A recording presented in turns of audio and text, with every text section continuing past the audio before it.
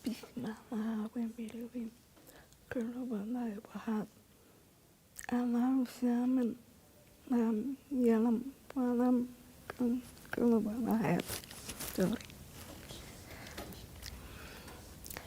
Bismillahirrahmanirrahim. Kulhuwallahul Allahu samad. Lam yalid walam yulad. Allahu Ketuhan.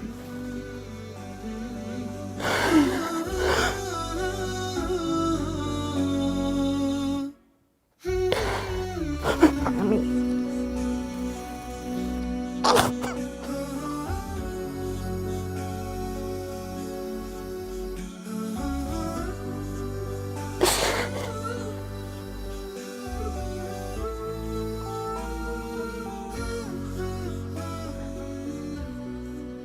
الأصل الذي لا يسمع ولا يتكلم،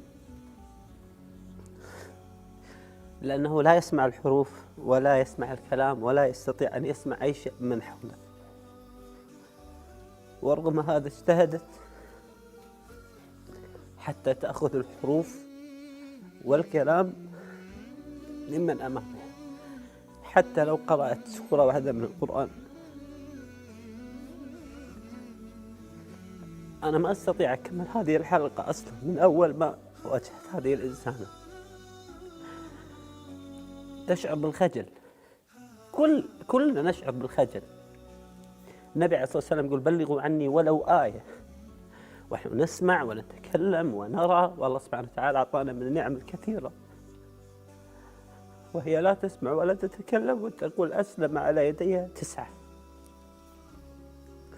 هو الآن تحاول أن تقرأ تقول لا أستطيع، ولكن تقرأ تقول أعوذ بالله من الشيطان الرجيم بسم الله الرحمن الرحيم، ونحن المصاحف أمامنا ونهمل القرآن ونهمل هداية القرآن وحياتنا مع القرآن.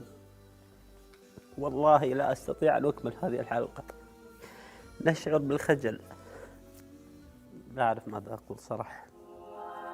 في كتاب الله